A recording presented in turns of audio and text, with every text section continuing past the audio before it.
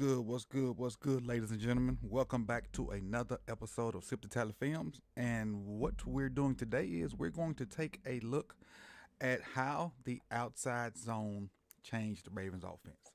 Now, I've been one of the people to clamor for more under center, outside zone type stuff because we have offensive linemen that are not maulers. I feel like, and this is my personal opinion, if you're gonna run a gap heavy scheme, you need your your center guard center combination needs to be extremely strong, extremely physical, and those tackles need to be extremely athletic for pulls. And the guards need to be somewhat athletic as well, but they need to be strong on the down blocks.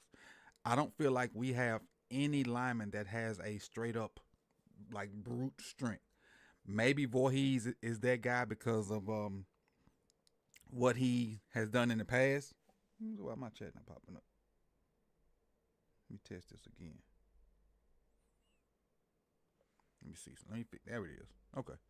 All right. So maybe it's because of he's the only one with that natural strength, but we got finesse guys, and so I've been clamoring for us to do a lot more outside zone type stuff, and be base the offense more off that. Whether you do it from pistol or you put Lamar completely under center, either one, long as the back is behind Lamar and we can run some outside zone stuff. And I like it in shotgun too, but I think it works better either in pistol or under center. So just to give some numbers before we get into the film part of it, this year alone, we've kind of made the switch to outside zone or being more of a the staple. So we had 309 outside zone runs or zone runs outside the tackle last year, compared to 229 inside the tackles. So those inside the tackle could be gap, could be power, could be dive, could be some kind of ISO. And the outside zones, they could be jet sweep, could be straight outside zone, could be some kind of power that got bounced to the outside zone. But for the most part, it's showing you that most of the runs are now going outside the tackle because we don't have that brute strength to just smash it up the middle like we used to. Now you need to have that in your offense for a change up and to have variety. But for the most part, we've made that switch to some kind of outside runs being our better runs. But when it comes to Derrick Henry in particular, Derrick Henry, my bad, had 205 zone runs, whether that be outside or inside, and then 160 gap. So that further lets me know that we're making that switch to some kind of zone, in particular outside zone, being our base run. Because when we were trying to do gap stuff with Macari and John Simpson, and John actually was a mauler, so I'll take that back from John Simpson. But these other guys, we ain't had real maulers for the most part since Yonder left. Ronnie's never been a mauler, and that's no shade. Rosengarten's definitely not a mauler. Falele should be a mauler, but he's not. Linderbaum, for his statue, he could kind of be a mauler, but when they put them real big guys in there on him, he have a problem. So, and then Voorhees, we don't know what we're going to get. We only got a 3-game sample size with him. And then last year, we know Macari was not a mauler. So, with that being said, let me switch this on over so we can get this film started. Before I do that, shout out to Cam, Chris, Rara, D Boulder, Mingo, Jeremiah. I appreciate you guys for coming through, man. Tap that like button as we transition to this film portion of the show. And so what I'm gonna show you starting off with is some outside zone runs, and show you how they're supposed to be blocked up, and if the offensive line did a good job of blocking it, or if Derrick Henry or Justice Hill just did a good job of running it. And in some cases, both can be right, and in some cases, both can be wrong. But for now, let's just take a look at it, and we'll see. I'm gonna show you how it's supposed to be blocked, and then we're gonna see if it gets blocked that way, so we can kind of tell if our offensive line is good, bad, or indifferent. And I saw the graphic that Nitro had up a while ago about the top 10 offensive linemen, and it's true, we don't have a top 10 offensive lineman. Derrick Henry, Lamar, some of the skill guys, they did some things to circumvent being attacked on the regular up front. Let's get into it.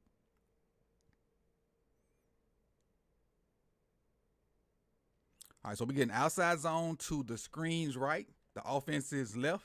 And that's how it should be blocked. You should get Ricard and Kolar. They're going to double 48 to 1. I think we're going to get a crack on this one too. So you don't see the receiver coming in and crack 1.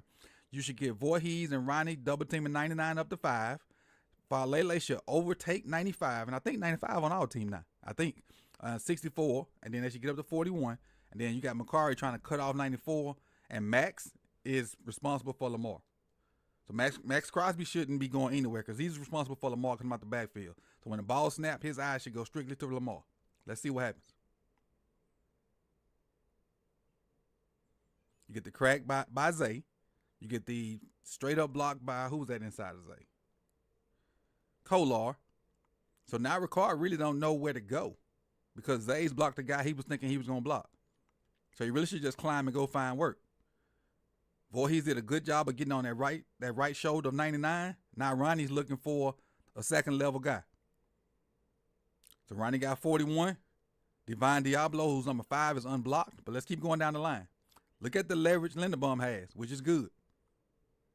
Falele has an easy block because of the leverage with Christian Wilkins. And then Macari's turning back on Max, but he don't have to turn back on Max. He should stay on Christian and let Max come. Because Max has to account for Lamar. You see how hard Max coming on his back end? Imagine if Lamar keep that. There is no way in hell Max Crosby can stop.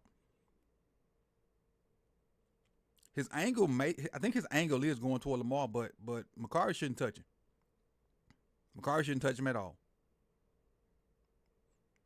But even if Macari don't touch him, there's no way in hell he can stop to go back and get Lamar off that. And just imagine the boot off of that with somebody coming, with a receiver or something coming across the field through here.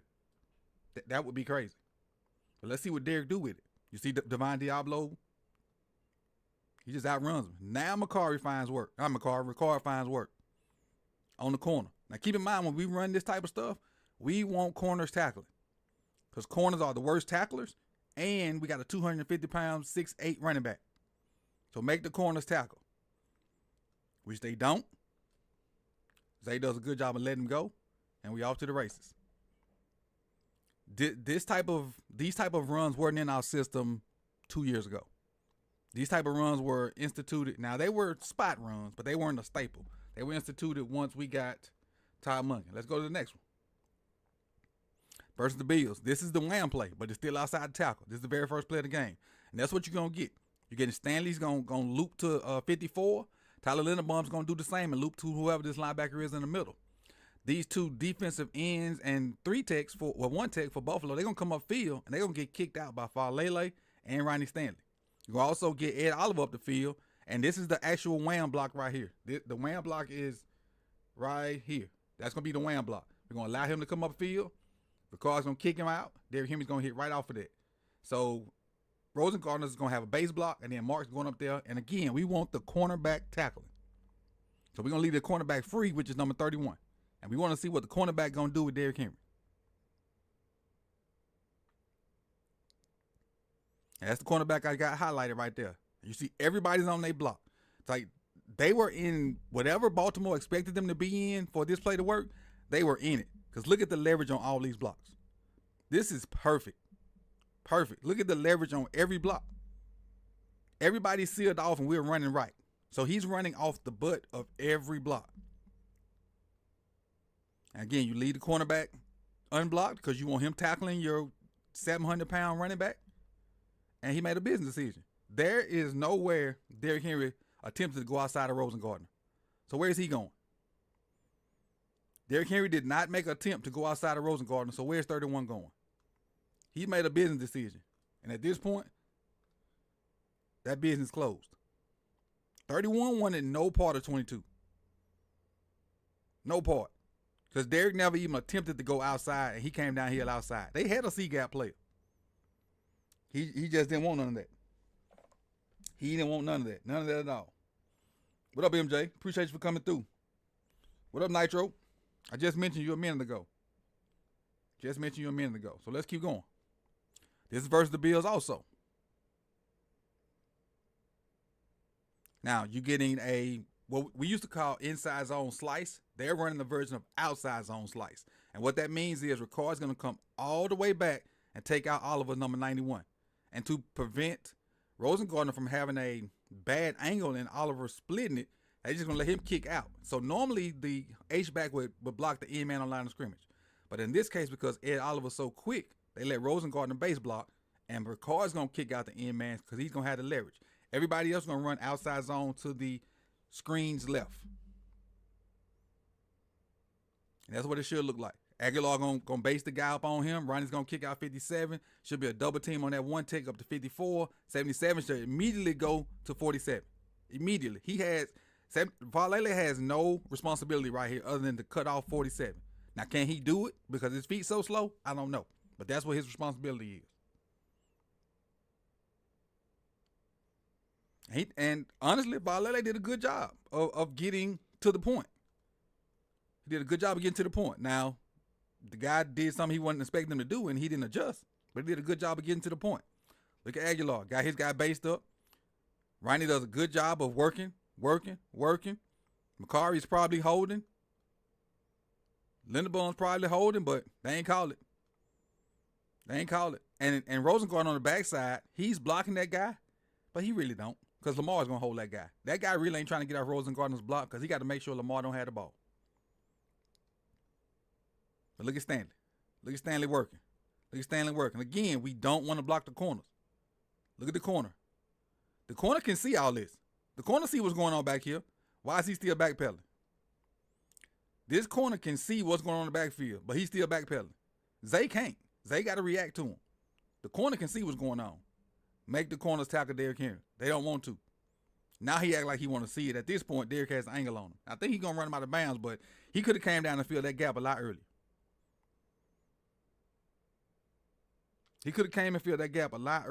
Versus the Steelers now. Steelers one of the better defensive fronts in football with Haywood and Watt and whatnot. Like the motion. Now, this is what we're going to get on this one. He's still getting outside zone to the left, but likely he's not going to block 56. He's going to arc and go get 31. Then you got Ronnie's kicking out to 56. Got your double team with Macari and Linderbaum up to Pat Queen. Then you got your double team with Rosengardner and Faalele up to Peyton Wilson. That's what should happen. I think Mark's going to attempt to cut TJ Watt off. I don't know if it's going to happen, but he's going to attempt to cut TJ Watt off. And then you got Zay coming in motion as well. All right, look, just bringing Zay back across the formation. Look at the leverage that's created, because Pat Queen and Peyton Wilson worried about Zay coming on the backside. I don't know if Pat's talking to Queen or to Minka, but they taking steps in the opposite direction of play going. And with that being said, that helps out the leverage of the linebackers. I mean the guards. By Queen taking those steps to his left, the screen's right, he helps Faalele get to him. If Queen never does that, Faalele can't cover it up. But the motion by Zay does that too. That's all you're trying to do is create leverage. Macari and Linderbaum got a good double going right there. Likely he's going up to 31. And look at the gap that's created right there. Look at the gap. Now, this ain't blocked great. Like, look at TJ Watt that already blew past Mark. This ain't blocked great. But this one of them plays that it don't have to be blocked great. As long as it's great at the point of attack and the back hit it, you out the gate. It's a big game for Justice Hill. And that's what I love about inside and outside zone. That's the play you got hurt on too. That's what I love about it. It don't have to be blocked great for it to work. The point of attack needs to happen. Case in point, when Keaton Mitchell had those long runs versus was it the Seahawks or whoever he had them against, Keaton Mitchell breakout game. Both of those runs came off of John Simpson, and it wasn't blocked right. He just happened to pick the play with John Simpson, did what he was supposed to do, and he hit it right off his butt and was gone. Yeah, 77 gonna be bad. Ain't no way for me to sugarcoat it. 77 gonna be bad. Let's go to the next one. He gonna be bad. Now this is from the pistol, and I consider pistol and under center extremely similar. The dynamics the same. You get an outside zone left. You get no slice or nothing on this. Just straight up outside zone. Likely going to 56. Macari and Ronnie comboing to Minka. You got a combo with Faalele and Linderbaum. That's going to be tough because that's Haywood. Up to Queen. Rosengardner going to cut off 94. And Ricard's going to try to get inside to cut off TJ Watt. Got Zay coming in motion again. which, again, that little motion by Zay creates more leverage. Look at the linebackers at the last second. The linebackers at the last second hop over. It just creates better leverage for the offensive line. Now, with that being said, Minka tries to shoot the gap. Because even if Minka tries to get over top here, if he tries to get over top, he should run into Ronnie. But by him shooting this gap, if Linderbaum can get anything on him, because Falele should get on his outside, but we know he ain't. He should be trying to work to this outside so Linderbaum could climb, but we sure he ain't. But if Linderbaum can get anything on Micah to slow him down, it should be a good play. He gets just a hand on him, and Derek sees it as well. But Haywood has destroyed Macari. Again, the stuff ain't blocked right, but we still going to have a big play on it. Because Linderbaum didn't get much of anything on Minka. This is in the backfield. I think Nitro talked about this earlier, about them having to make plays in the backfield. Look at Minka's in the backfield. Haywood has his gap like completely controlled. And look at that. And Derek still made something out of nothing.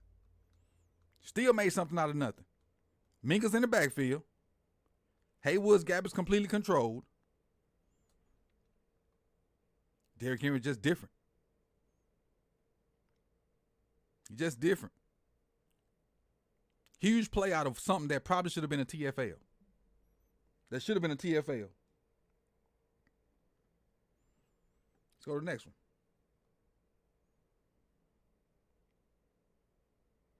Look, you got all 11 players in the screen, if I'm not mistaken. 1, 2, 3, 4, 5, 6, 7, 8, 9. All 11 offensive players are in the screen in the end zone copy. Get motion by Bate. You're going to run outside zone again. I think you're going to get a late slice by Likely coming back across the formation. And you're going to get Tylan Wallace, who is a great blocker, is going to come down on Grant Delpit and seal it outside. And you can get a late motion by Likely. And because of that motion by Likely, Delpit starts to go inside. But watch Tylan Wallace follow him down and make sure he stay inside. Everybody else got good leverage. Ronnie has good leverage. Voorhees, whoever that is, I don't know if it's Voorhees or Macari. Whoever this is right here. Let me see. Who's this guard? This is Voorhees. Voorhees got good leverage. Linderbaum and Falele got 97. Rosengardner gets banged on, but his head is in the right spot to prevent him from coming and making that play. So even though Rosengardner gets like Debo'd, he got his head across that guy's body, and now he can't get into play. So in my opinion, that's a great job by not Linderbaum, Rosengardner. Now Myles Garrett made Charlie Kolar look bad, and Isaiah Likely ain't want none of Myles Garrett either. Look at Likely. These dudes ain't want none of Myles Garrett. They ain't want none of that. He swam Kolar. Look at Likely just stand there like you know what's going on. Likely ain't want no smoke with Myles. But let's keep going. Again, now this is one of the better block ones, but you got a free runner coming off this edge. 29 is free. You want your DBs tackling Derrick Henry. That's what you want. That's what you want. He didn't want that. He didn't want that. So you couldn't have your foot stuck in the ground. You couldn't dive at an ankle or something right there. They don't want to tackle that man. I don't too much blame him, but I'm not in the league. The DBs don't want to tackle him. Now what I want to show you is how those successful run plays create passing lanes. I'm going to show you how those successful run plays create passing lanes. This is versus the Chiefs.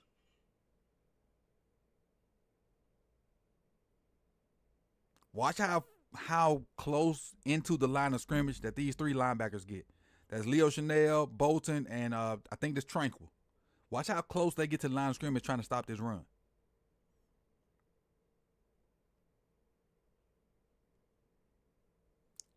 Tranquil's on the line of scrimmage. Chanel's 1 yard away, and Bolton is 2 yards away. Now look at the space that's created because of play action. All those different gaps in the defense. All of them. And is this who? Somebody is blowing the top off down here. Who's the receiver? This is.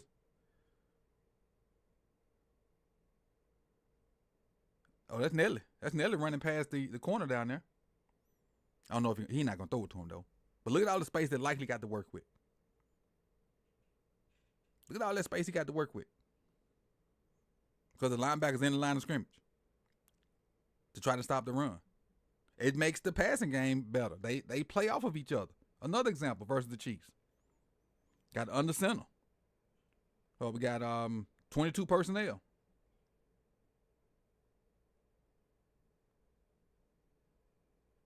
They play action. Look at the linebackers again. Look how close to the line of scrimmage they are. They way in there. Look at the pocket over the middle of the field. That pocket is equally as open for Zay as it is for Bateman. Bateman runs the big curl because of the space. Easy catch. Easy catch. Because the linebackers got to get into the line of scrimmage to stop the run. And it's one of the easiest runs to execute because you can run it in so many different ways. And I've already showed you it don't have to be block great for it to work. Let's run one last one. Versus the Steelers. You let offset eye. Now watch Queen and whoever the other linebacker is go to the left on the snap of the ball. They're going to take off. Deep over there. Now look. Let's look at the space that's created because of it. The defensive line, the extra DB, the linebackers going that way. Now you got all kinds of green grass for your receivers. Likely is completely wide open. Whoever this bottom receiver is can run a little dig on Porter, and he'll have all that room to work with. And they got plenty of room to work with before they get to 23, who's the safety that's 900 yards deep. But Likely's never covered. Because Queen is put in a mix where he shifts over thinking to run, and he don't see Likely come out. And Likely's probably not his responsibility. It's probably 50. But he's in no man's land. All because of the successful runs. And Likely gets a huge gain off of it. So I really just wanted to show you guys like how the outside zone, how they help the passing game. And being successful in the outside zone really helps the passing game because we know that if we successfully run the ball, the play action is going to get the linebackers up close to the line of scrimmage, and then there's some open windows for guys to be open. And we have some of the best intermediate wide receivers out there. Zay's a good intermediate guy. Bateman is turning into a route runner. Mark Likely working intermediate well. If we ever find a over-the-top guy, I forgot about D-Hop. D-Hop's D-Hop's probably one of the best intermediate catchers in football. But if we can find a guy that can take the top off of these defenses while being successful at outside zone, imagine what the middle of the field would really look like. Because what I just showed you, we didn't have a guy that could burn. We didn't have a burner threat. That's with Aguilar and Bate running deep routes. We ain't got a guy that could just straight up fly and get downfield that you got to make sure the safety stay deep on. And the middle of the field is still wide open for the passing game. So that would be the next level, in my opinion, that the offense can go to. Have a guy out there that can just go get it and command that them play two high safeties. Then still have your run game where the linebackers got to get in the line of scrimmage to stop it. Then the middle of the field can be wide open. Lamar could be out there just like his pitch and catch. It won't have to be, difficult throws. He can just be out there like, hey, you go to the Buick and turn around. It could be like that. So with that being said, now I think that number is attainable, Jeremiah. If what I just said happens. If what I said happens, that number is definitely attainable. So I appreciate you guys for coming through, man. That's all I got for you. I'm going to send a few shout outs before I leave. Kev, appreciate you for coming through. Raven C, Big E3, I appreciate it. Who else I missed? MJ, I think I got you. Big Reg, what's good? No Muck You, thank you for coming through. D Boulder, and I think that's all I got. So let Ray we ain't doing a call in today. We're not doing a call in today. Hey, I see that man on his weight loss journey too. So salute to Ray, man. Hey, keep working to get your to reach your body goals. Appreciate it. with that being said, man, y'all tune in for the countdown later on today. We're at team number 16. So I'm about to go work on that video. I thank y'all for coming out. Hit the like button. Subscribe if you've not done so. We're live on YouTube, Twitch, and X. So I appreciate y'all, man. Peace. Respect. It's a respect thing. We got a dono. Hold on, we got a dono. Appreciate you, rah. Appreciate it. Thank you for coming through with the dub. I appreciate it a lot. Appreciate it.